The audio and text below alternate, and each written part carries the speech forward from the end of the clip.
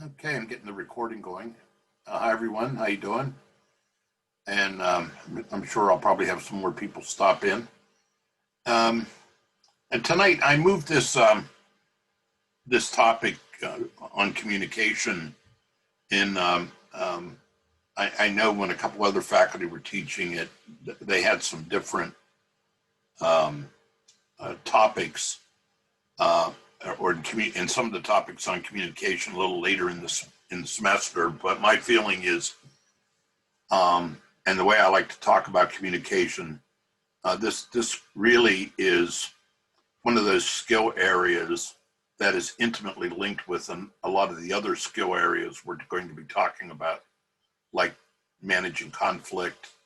Um, when we get into power topics, motivation topics, communication is kind of like a bedrock, a concept. Before we get started, I'm trying to. I have a story I'd like us to read. Let me see if I can find it. Let me bring the PowerPoint up.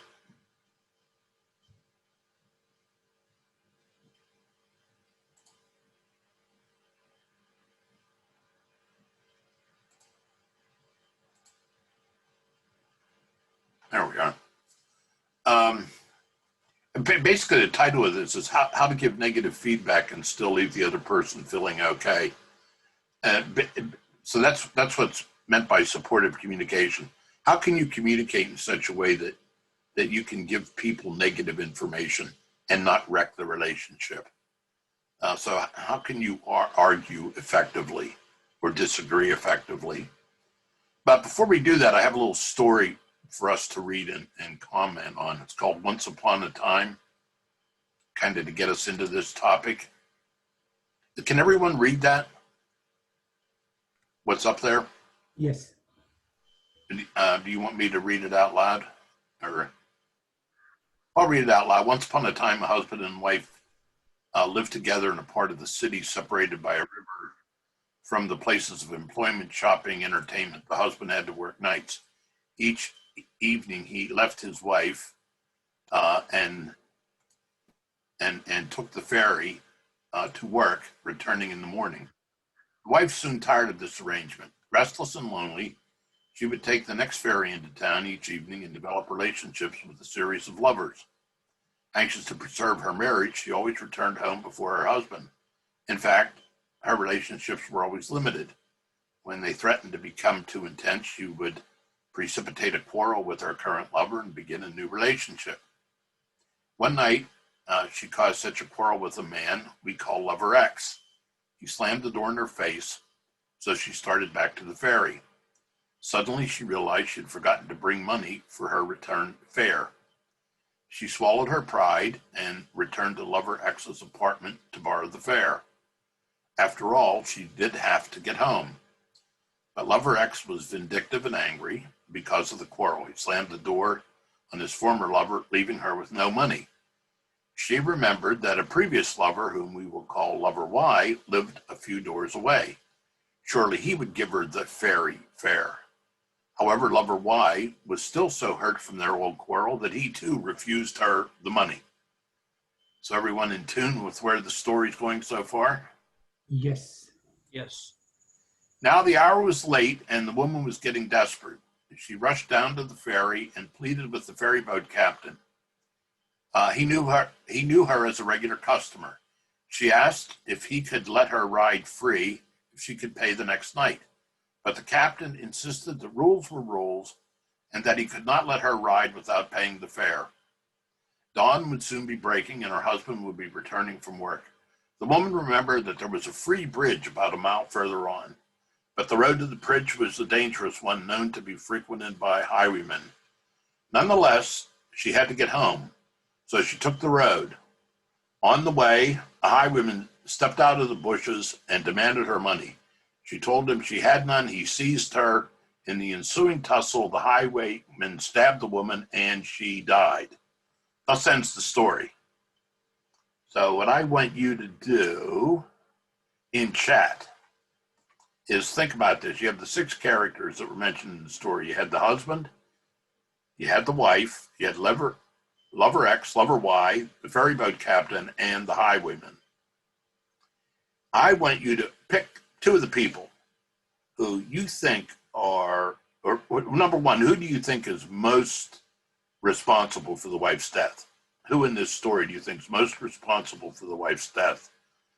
And then I'll give you a second choice. Pick the second choice too. Who would you put second? So in chat, each of you just type your number one and your number two.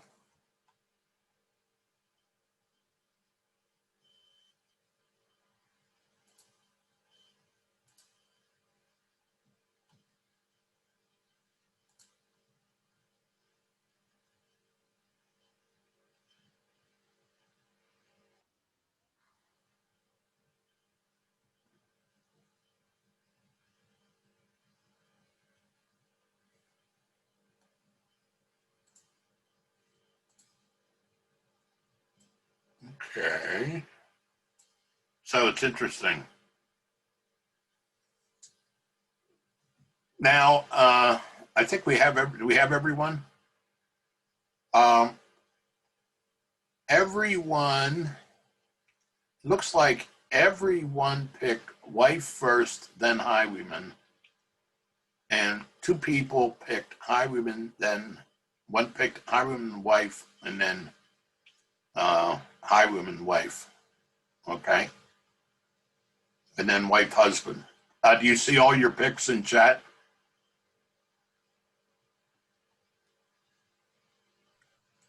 Does everyone see the picks in chat? Yes. All right, think about this for a minute. And some of you who picked wife first, let me bring the chat up again.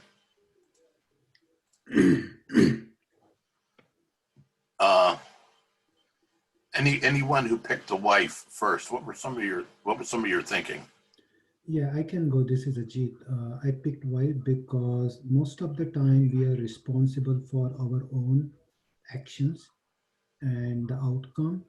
So if she could have informed husband what she's doing, or she stayed back at home self, she could have avoided this incident. So I'm looking from the avoidance point of view. How about a couple others that picked wife? What was some of your thinking? Megan or Dan? Yeah, so I think the wife was really responsible there because instead of communicating her concerns about her relationship with her husband, she essentially, gave up and then sought a bad alternative, which I mean had on her end unexpected ramifications in the end. But I think that she was responsible for her own actions. Yeah. If this went to court, who would go to jail? Definitely the highwayman. Well, why isn't he the one responsible for her death? He did it. Yeah, but the cause of that, basically, wife kind of the root cause to get into that situation. It's not just about who actually killed her, because whomever killed like highwayman supposed to be punished. But also, if you look And from, we're talking about who's responsible for her death. There's only one person that did it. Well, morally, it would be herself, but physically, it'd be the highwayman. In a Right. court of law, it's the highwayman. It's I'm gonna move on.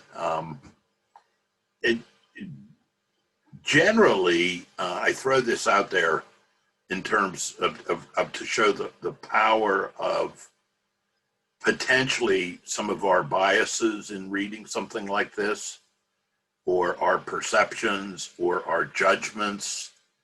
But if you look at the actual facts, the facts are you had one person die and one person killed the person who died.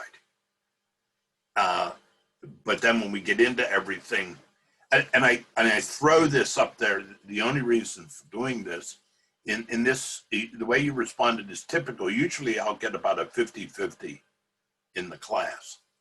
A 50% put wife and 50%. And when I first did this, I picked the wife myself too.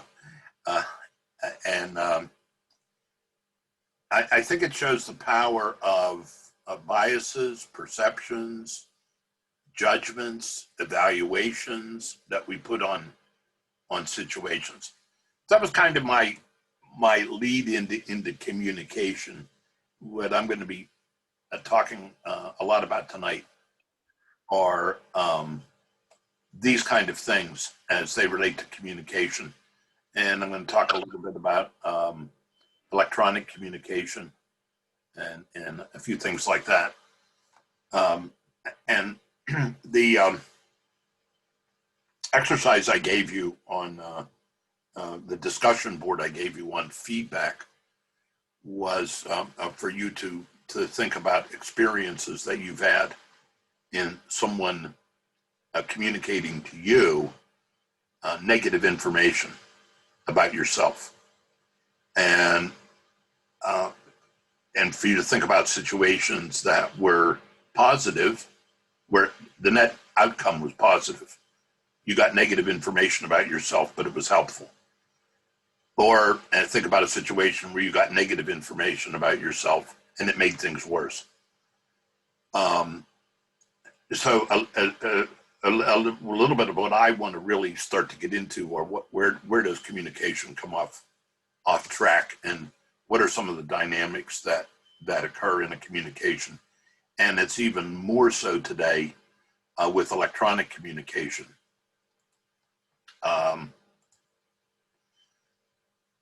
Communication is absolutely critical for developing positive interpersonal relations in a workplace. Your health, a lot of your productivity, the emotional things that are going on. Emotional contagion basically is talking about how emotions are very contagious. If you have a happy workplace and people are happy, that's very, very contagious. But also, you all know of real negative people who walk into a room and seem to suck the life out of the room. That's what's meant by emotional contagion. Emotional labor is when you're involved in jobs that intensely cause you to relate to other people, especially when you have to be nice to other people when you don't want to. It's not difficult to build positive relationships with people we like, but building positive relationships in negative situations or with negative people requires special skill. So think about, and that's why the title of the class tonight was how do you build positive relationships in negative events and still have things turn out okay. I maintain that the relationship between the two people communicating is very important. It's probably, communication is one of the most critical characteristics at which you're judged in your job. About 80% of your time is spent communicating. And basically there are four basic ways we communicate: reading, writing, speaking, and listening. Every single one of them is taught in school except listening. And people would say, and I would agree, that listening is probably the most important. One of the ways we evaluate bosses and coworkers and everything is, do they listen to us? Most people, I think if I ask you in this room, if you're a good communicator, many of you would put your hand up and say you're a good communicator. Excuse me. Um, and we all feel we're good communicators. That's the tendency. When we see, we tend to believe that if there's a problem in communication between us and somebody else, our first assumption is that the other is weaker.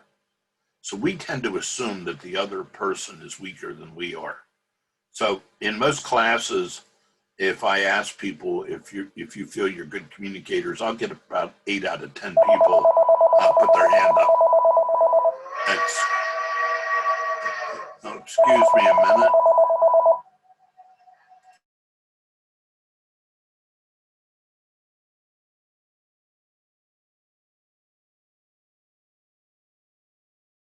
Sorry about that. one of the downsides of being at home. But as I said, about 80% of the people in any group I'm in think of themselves as good communicators. And then I ask if I came to any of your workplaces and was doing training sessions and on management skills or issues that you'd like to training about, and probably 100% of the situations, one of the top 3 items would be around communication. So we all feel this is a major problem in the workplace. But it is a major problem, but it's generally the other person's problem. So just a thought on that. Interpersonal communication has not advanced as quickly as our technical capabilities have. And interpersonal problems tend to be a roadblock toward effective communication. Just a couple thoughts. Our technical capabilities are well beyond some of our interpersonal advances at dealing with them. Some of the obstacles to communication, where communication starts to come off track is if we start to become defensive. If we feel evaluated or judged or attacked in a conversation, our first tendency is self-protection. Generally, energy is spent defending ourselves. Usually you have anger, competitiveness, aggression end up as a result. Whenever you have defensiveness occurring in the communication, you might as well stop because communication isn't happening. So that's a big obstacle to good communication. Another one is disconfirmation. That one is when we feel so bad about being told something about ourselves that we spend our energy trying to talk about how good we really are. We spend a lot of energy talking about all the good things we're doing rather than listening. So these are a couple of tendencies that tend to be obstacles. If I had to quickly put up here what some of the barriers to effective communication, number one, bar none, is the tendency to evaluate and judge. That is in my head, the number one barrier. Poor listening, and especially in this day and age, if anyone who says they can multitask, don't believe them. Multitasking is impossible. Sometimes we have semantical difficulties. You might be experiencing this in your workplace where you're dealing maybe with people from a number of different cultures in other countries. So semantics, some of the nonverbal things that happen. So these are some barriers. What I want to spend some time, I'm going to quickly take you through a case, and what I want to do is look at a communication issue from dynamics that I believe are in every single communication that happens, whether they're verbal or written communications. There's three dynamics taking place in a communication. That we come into a communication with certain assumptions that we're making. And what assumptions are values, their attitudes, their beliefs that we have about how things should be in a given situation. It's our view of how things should be in a given situation. What are our beliefs? Students should do this. Teachers should do this. So you have all kinds of assumptions you're making about how I should behave, and I'm making all kinds of assumptions about all of you. So these are belief systems, and these are constantly with us. The second dynamic that takes place in any communication is a perception. It's what you actually see or hear, perceive taking place, as compared to what you think should be occurring. That's where assumptions come in. So what you perceive is your perception, and you believe your perception is accurate. So all of us see things in situations or in communications, and they tend to reinforce assumptions, or maybe they challenge assumptions. And then finally, the other dynamic going on in a communication are feelings. Our feelings are an emotive or affective response, a reaction to what you see taking place. They're what you feel. And emotions are triggered by things you see.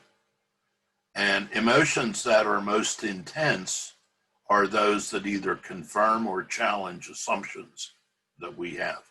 That's why they say never discuss politics or religion, because you're getting into some deep-seated assumptions people have about life. So anyway, with all of that being said, I want to look at a Harvard case, came out years ago, around communications between a vice president and someone a couple of rungs down. And I want you to think about analyzing this case using these three dynamics. Can all of you see this? Can everyone see it? Yes. Yeah. Okay. Yes. So why don't you take a minute, and I'll let you take a minute to read this about a case called Tom and Steve. Tom Ellery is a vice president of sales, and Steve is a regional sales manager. And then, as the case says, Steve doesn't report to Tom. He reports to an area manager who reports to Tom. Okay, so Tom's the big boss, and Steve is a couple rungs down. So why don't you read this and this whole case? Think about assumptions, etc., and feelings as you read this.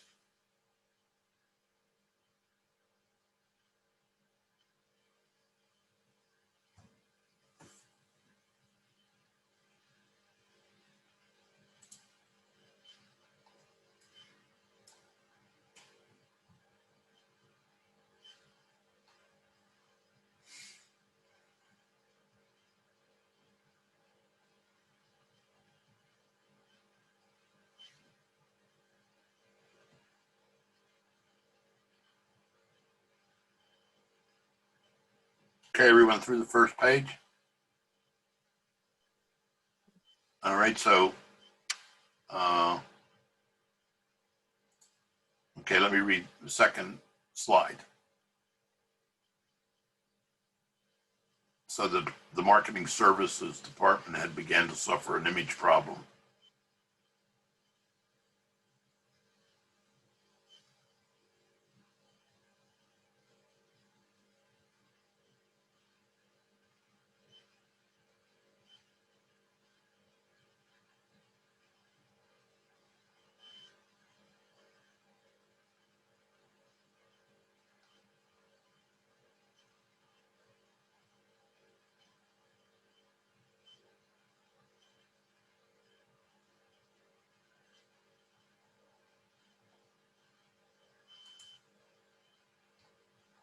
All right, everyone get a chance to read it all? So think about it a minute. And a question I'm going to ask you, if you go back and think about Tom for a minute. What are some assumptions Tom might be making that leads him to send the email? I think first and foremost, he has an assumption that he wants to even transfer into that position. Okay, and why and what's the assumption? That assumption, I want Steve there, and what's the assumption behind that about Steve? What assumptions he making about Steve? Steve's even interested. That Steve's looking to move up. Steve's interested. Steve's looking to move up. Those are two assumptions. Another one is, and Tom considered him one of the best sales managers in the company. That's another assumption. He's a great sales manager. He should want it. Chance for promotion. Okay. Those are some good ones. How do you think Tom feels if we talked about feelings? Based on those assumptions, how's Tom feeling? Does anyone jump in? Probably like he's found a good fit, knowing Steve's success in the past. Now that would be an assumption that he's found a good fit. I'm talking about, a feeling. Would you use satisfied here? Okay, so Tom might be feeling satisfied, confident, happy, Reassured. reassured. Motivation, would it be motivation for him? Be what for him? Motivation for Steve? That would be an assumption. Yeah. Okay. Now, in this case, in these first 2 pages I had you read, it doesn't identify anything about Steve. But can you guess what some of Steve's assumptions might be from what you read here? His Steve might- managers. Oh, go ahead. No, that you're good.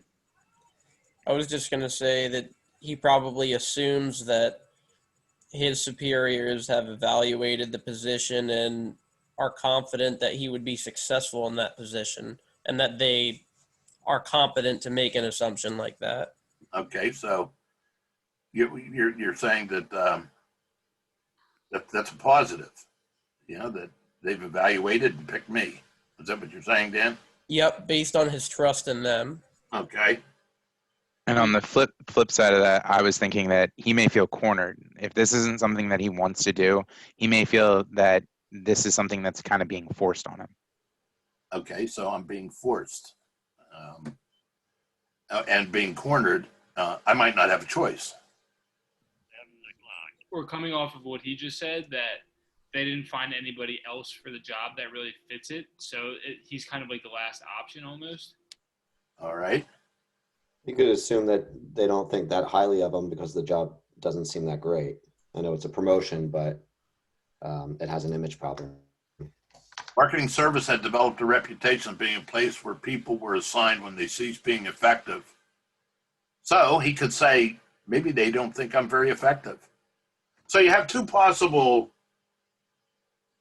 assumptions Steve could have. One, more like what Dan was talking about. They picked me, and maybe they have a lot of confidence in me. And one that Jake and some others were talking about, that, hey, I'm cornered and I don't have a choice, and etc. Now, Dan, what would be some feelings that would go along with your assumption? Definitely a lot of confidence.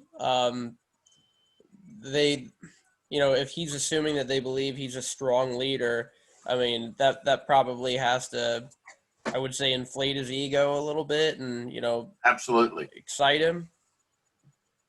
And Jake, if your assumptions that you talked about, what might be some feelings associated with that? Fear, doubt, concern about, where you're going to lead your career after this. Okay, so, he sent Steve a copy of the original with the note, "Are you interested?" I think you're, okay. Now, basically, if you follow Tom's case, if you followed just Tom in these first 2 pages, his assumption is, I got to clean up marketing services. I have a great newcomer in Steve. He's a great person. I really feel great about my decision. And it leads to the behavior of sending a memo. All right. Let's read. Why don't you spend a minute reading page 2 here?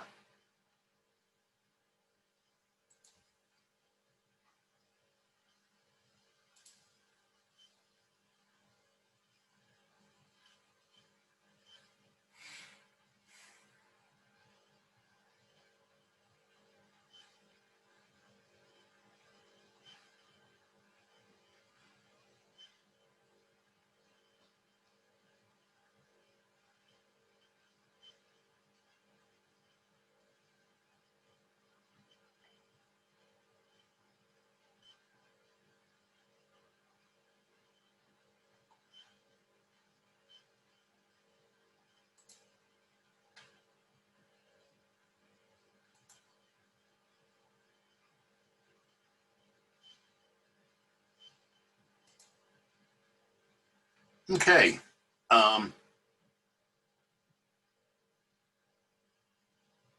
Basically, at the end there, we have an assumption Tom is now making. Maybe I was wrong about Steve's flexibility and adaptability. So there's an assumption they're identifying here. And Tom's feeling annoyed. But let's go back to Steve a little bit. Let's deal with perception. What does Tom perceive happening? Steve came by to discuss the case, the memo. What did Tom perceive in Steve? What perception did he have of Steve?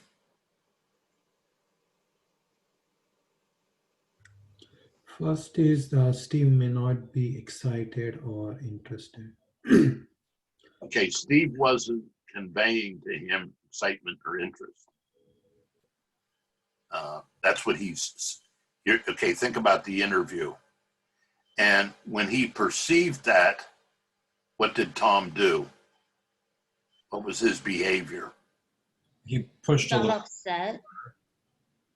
He pushed them? Who said that? I said he pushed him a little harder to dig deeper and to do some more research into the position, even though Tom knew he had some pushback already about it. Okay, so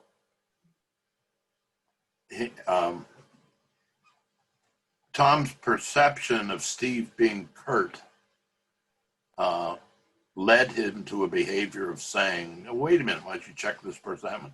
What do you think Steve is perceiving Tom doing?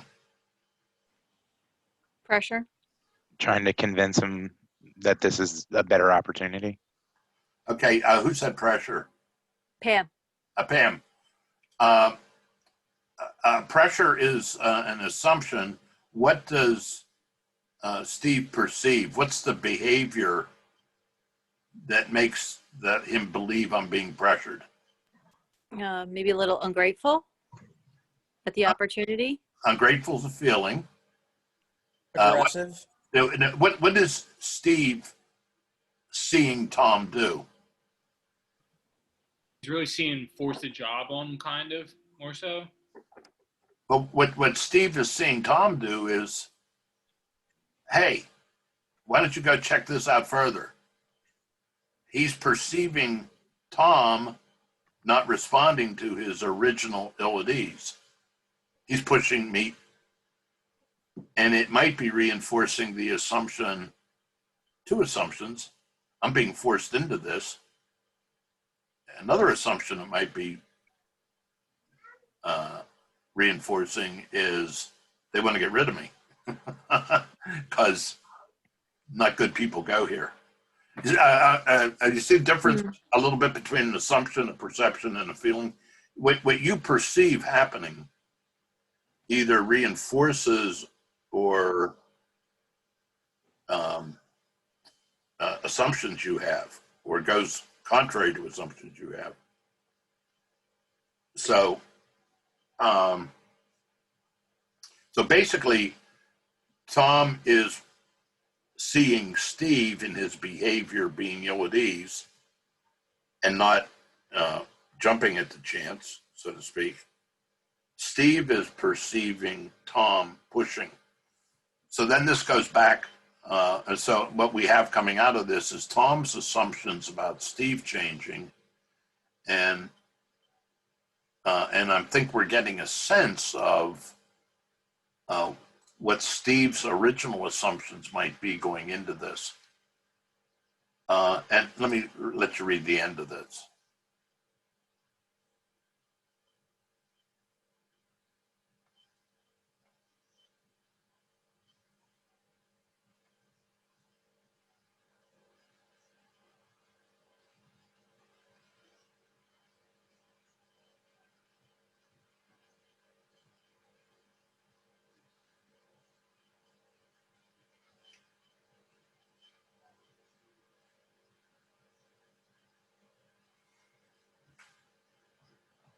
Did you have this kind of have this conclusion? Mm-hmm. Just stop for a minute and talk about this. Basically, what we're talking about here is a communication issue, and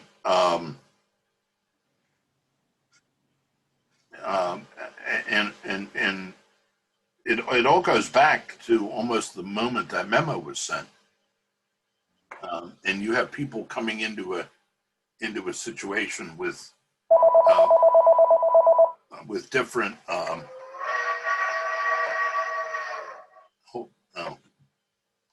I got my wife on duty to answer phones. But you have two people coming into this situation with a whole set of assumptions, and do you think situations like this is too far-fetched? Do any of you have examples in a place where you might work? If someone wanted to transfer you to a certain area, you might wonder. Anyone have any examples of that? I I can think share one. Sure, Alexa. Sorry, Jake.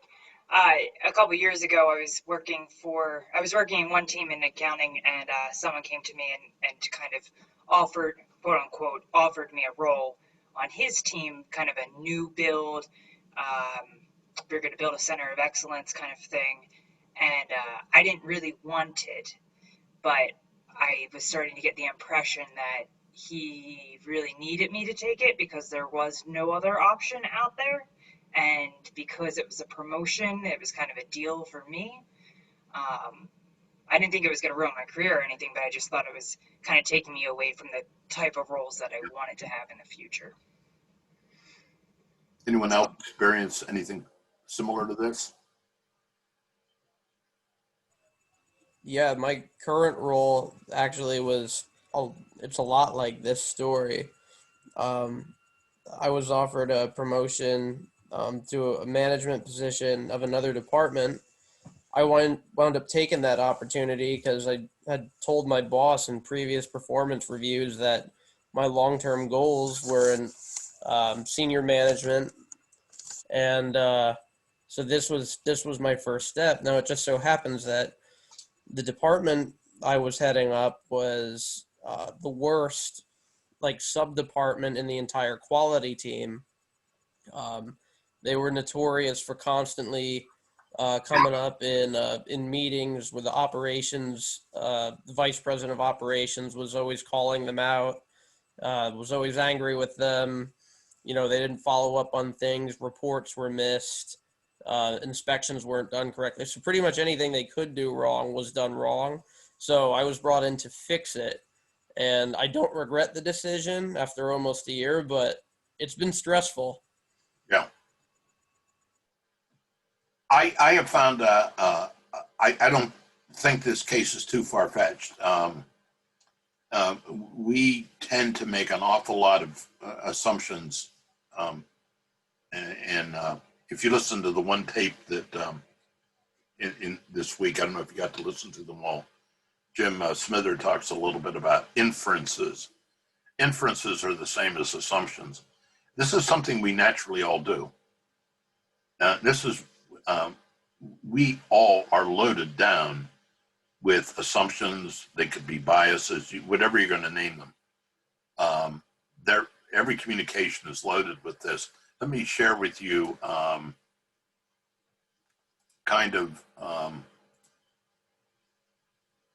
I don't know if you can see all this, but I'm going to share this with you. What I've done here, what was done is a diagram of this whole communication. And what I think is telling on all of this is, I guess what I'm trying to get across is that these dynamics of assumptions, perceptions, and feelings are present in all communications. And it's important to recognize this. And if your communications are coming off track, it would be good to investigate critically assumptions people are making, perceptions, the feelings that are happening. This is the time where you might want to pause and step back. We do not have a tendency to think about these things when we think about communication issues, but these are the dynamics that are always going on in any communication. And so you can analyze this from, say, Tom's experience. Here's all the assumptions he made. Steve appears to be good. I'm feeling great. I send a memo. At the interview, Steve should be pleased. Steve appears curt. I'm surprised, etc. And Steve has resigned. I'm totally astonished. My assumption about Steve does not match his action. You can do the same thing from Steve. I'm a good sales manager. They praise and promote me. I feel good about myself. Only weak people are transferred. Marketing services is Siberia. They must think I'm weak. Tom keeps pushing me. I'm surprised, angry, pissed off, etc. So I offer this, and I spend a little time on this because I think it's important to keep this in the back of your mind as you think about communication. This has been the one thing that has been my constant throughout my years of teaching and talking about communication. These dynamics are always present. And you sometimes wonder how we can actually communicate with each other given all that's going on in a communication. So that's why when things seem to come off track a little bit, it's important to pause, step back, and take a look at these dynamics. Let me get back to the PowerPoint in a minute. All right.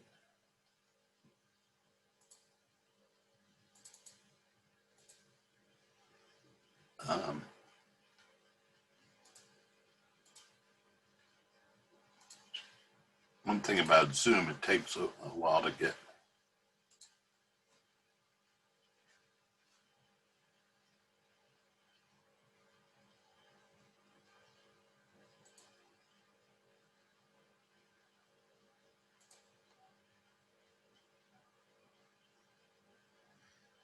The other thing I want to mention is that one of the reasons we don't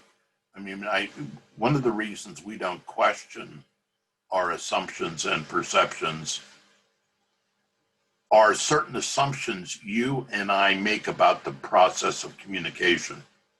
And this is one of the reasons we don't test our assumptions. When I communicate with you, I'm making an assumption that you're perceiving the situation the same as I am.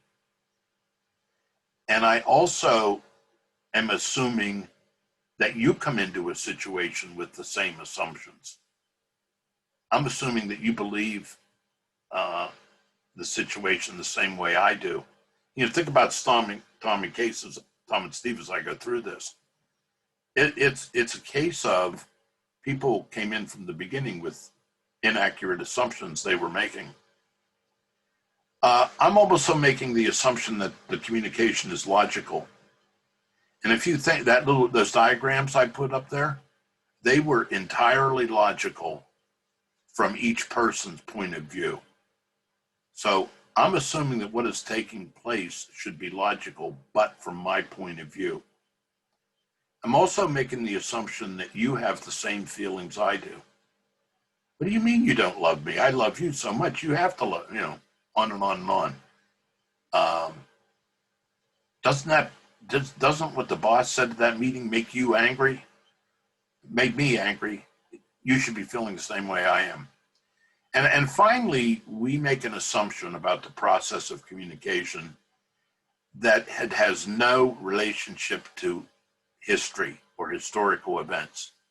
Every communication is fraught with history and baggage. So these assumptions are the reason we don't question our assumptions or our perceptions or our feelings. So I just kind of throw this out to you as a big underlying point here in when we talk about communication. I'm gonna carry this theme a little bit forward. With electronic communications today, because that is such a big part of communications. We're bombarded with an overabundance of information.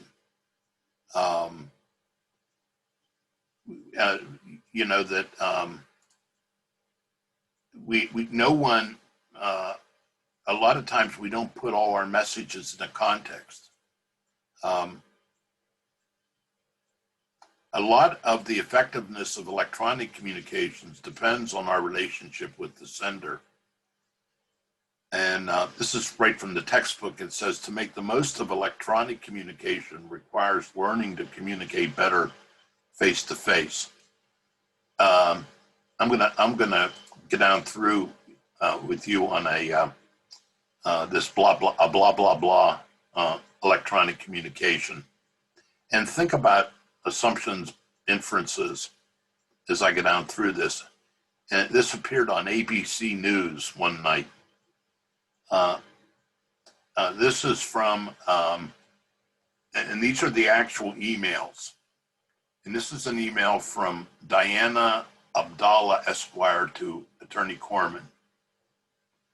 At this time, I'm writing to inform you that I will not be accepting your offer. After careful consideration, I have come to the conclusion that the pay you are offering would neither fulfill me nor support the lifestyle I'm living in light of the work I would be doing for you. I have decided instead to work for myself and reap 100% of the benefits that I sow. Thank you for the interviews. So, anyone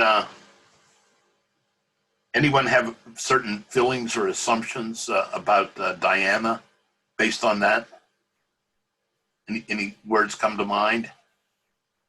Any thoughts, or just pretty straightforward? She seems pretty selfish. She went on multiple interviews, and I feel like within that time span, she could have, I don't know, not wasted their time as much. All right. I agree with that. I think that the line of reap 100% of the benefit that I sow is a bit pompous in that regard. You see how easy it is? Basically, for what it's worth, I feel the same way. Sounds like a little pompous. All these words that we're using, though, are inferences we're making about what we're reading. They could or could not be true, but it's just amazing how the way certain things are written leads us to draw maybe some conclusions. Yeah, on a positive note, I would say she is outspoken. She is upfront, so she is not kind of giving any, Okay. excuse for an excuse, right? So she's saying, yes, my interest is in my income, All right. And this is what. All right, here's Attorney Corman emailing back to her. And you notice now it's Diana and Will Corman. So why don't you read that?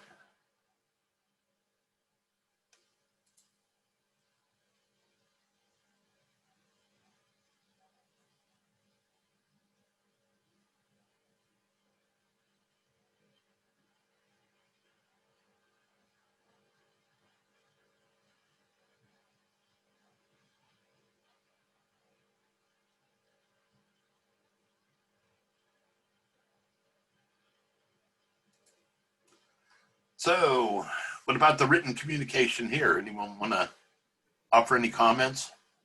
Well, can I just say, like, why do you even need to say all this? The first letter said too much. This one says too much. How about, thank you, sorry you feel this way, have a nice life, you know?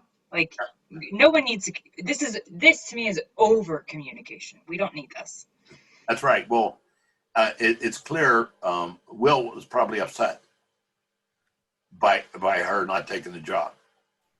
And so I've got to get back at her. Basically that, yeah, I agree with you objectively, but he's, I remember I said in the beginning of the tendency to evaluate and judge is the most gigantic barrier to communication. What's happening, he's saying smacks of immaturity, quite unprofessional. Absolutely, I agree with you that why put all this in writing? But sometimes when we're sitting at that computer and we're pissed off and we want to get something back, we tend to do that. But this isn't the last. Here's the next email in the chain. This is, if you notice, she didn't sign her name. A real lawyer would have put the contract into writing and not exercised any reliance until he did so. Again, thank you. So I would say the communication isn't going too well here. Again, you have a real lawyer. And then it didn't end there. Will Corman writes back to Diana. And you notice he didn't sign his either. And this is his back. You need to realize that it's a very small legal community, especially the criminal defense bar. Do you really want to start pissing off more experienced lawyers at this early stage of your career? So it sounds like he's threatening her here. Mm-hmm. And then Diana writes back. Blah, blah, blah. Not good communication. But I don't think it's too far-fetched. I mean, in terms of why it's so hard to be evaluative and use evaluative like language and judgmental type language in the written form. I'm going to play one more for you. On the next slide is an actual email from a CEO to managers in his organization. It's actually Cerner Corporation, which is an actual corporation. Think of yourself as a manager in the company getting this. How would you react to the email? How do you interpret it? What feelings do you have? As you're reading this, think of, we'll do a word association. Think of one or two words that you would use in your head to describe the CEO after reading it. And put your one or two words in chat. We'll take a look at them. So I'm looking for a word association. After reading this, what one or two words would you say about the CEO? And this is actually how the email appeared. We're getting less than 40 hours of work from a large number of our TC-based employees. The parking lot is sparsely used at 8 a.m., likewise at 5 p.m. As managers, you either do not know what your employees are doing or you do not care. You have created expectations on the work effort that allowed this to happen inside Cerner, creating a very unhealthy environment.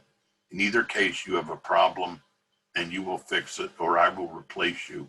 Never in my career have I allowed a team that worked for me to think they had a 40-hour job. I have allowed you to create a culture that is permitting this no longer.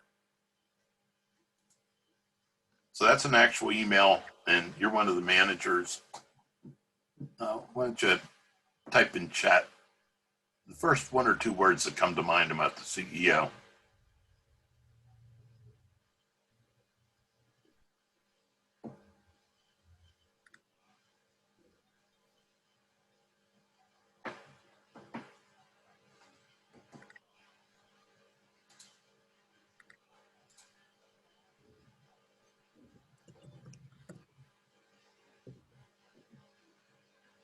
All right, so some of the words I'm seeing are aggressive, ineffective, merciless, unhealthy, childish, ineffective, stern, no nonsense, presumptuous, demanding. Basically what happened here, and this email goes on to say he wouldn't tolerate this, time is ticking away, they better take care of it. Basically, this email leaked out in Yahoo, and the stock price fell dramatically the next day.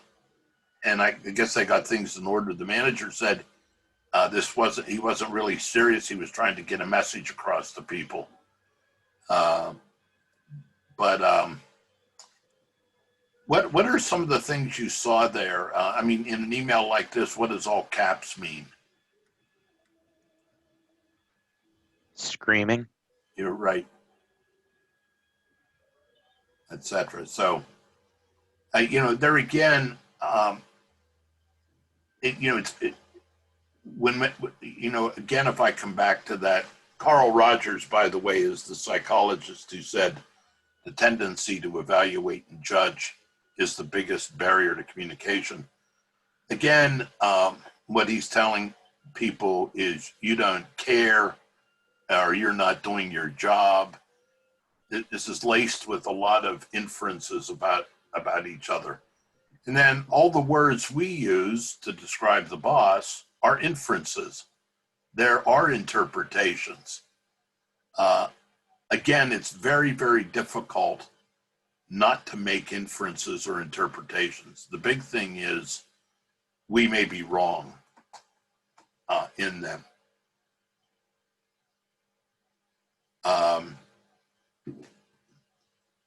So here's what happened. In never in my career have I allowed a team that for our job I have no longer.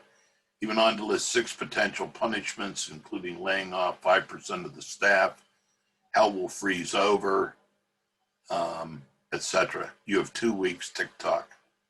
So, I just want to end by saying a couple words about written communication, especially in emails. Written communication, I believe, is one of the worst ways to communicate interpersonal information. In communication, about 80%, in communication, about 80% of the message is conveyed non-verbally. In an email, what happens in written communication, there is no way for the person receiving the communication to check on the communication. So you are free to make any inference you want from written communication. That's why different people can view different communications in a very different way. So if you're putting things in writing, the other person is free to draw any conclusion or assumption or inference, especially when you're starting to put evaluative type things in writing. There's an old Latin phrase that goes scriba manent, verba volent. And it means the written word, the spoken word flies off into space, the written word remains forever. Think about it for a minute. If you get an email that's critical of you and a lot of people are CC'd on it, that is a much more stinging and causes a great deal more resentment in you than if someone just verbally yelled at you. So, be aware of that on written communications, that when we communicate interpersonal stuff in writing, especially negative stuff, the other person has no way to verify or check that out against nonverbal communication. So these are, just some of the key points I wanted to make. If we had more time, it's in the book, I wanted to just highlight, I'll quickly run through them, some of the principles of effective communication. These are absolutely a critical one. I really like this chapter of the text, and I would really look at the discussion of these 8 principles. Focus on the problem, not the person. Describe, don't evaluate. Again, that tendency to evaluate, to use evaluative type words will shut off communication. Having you in discussion deal a little bit about giving feedback to each other. A lot of good feedback. I guess I'll say this in general. When you and I are communicating with each other, the arena between us, the only arena that is objective is what you can observe and what I can observe, the behavior. Anything else is an inference. And so sometimes I'll say, I'll say this, who's the expert on what motivates me? Who's the expert on what motivates me? I'm the expert on what motivates me. Why are you spending all of your time evaluating what motivates me? And who's the expert on how my behavior impacts you? You're the expert. So why should I spend all of my time evaluating how you should react to me? And the only arena of free activity is the behavior that you and I can observe. And so if you're going to work on being effective communication, that's why we need to focus on behavior, focus on the issue, not the person, and describe things, don't evaluate. Be specific in your communications. Own up to what you're feeling and what your communication is. Ask for input and listen. Make sure there's constancy or there's congruence between your behavior and your words. Value the other's perspective. Ask the other for suggestions. One of the videos talks a little bit about the inference trap. A highlight in one of the exercises, assignments I asked you to do is talk about a little bit these things, advising. These are 4 types of listening: advising, deflecting, probing, and reflecting. The reflecting response is the one most associated with supportive communication. And you can look down through these. I'll make these notes available. And these advising, deflecting, probing, and reflecting are 4 key ways we respond to another person. One of the surveys I asked you to take really gets at these 4 these 4 ways of responding. So that's quickly. I know we're over a little over an hour, and I don't want to go over an hour on this tonight. I just want to highlight one more thing before we split up. One of the things I ask you to work on this semester is picking a skill. Picking a skill you would like to work on the rest of the semester. And here's the template I'd like you to use in doing this and answering each of these points here. This is a very structured way to improve a skill area. The reason I like this template is it outlines a process for growing or developing a skill. And I'm asking you to pick a skill that you would like to work on. Maybe you'd like to improve your presentation skills. You'd like to develop more self-confidence at meetings. You would like to be more assertive. You would like to be a little more organized. You would like to enhance your stress management capabilities. Anything you want to pick to work on this for the rest of this semester. Outline in the contract how you're going to go about it.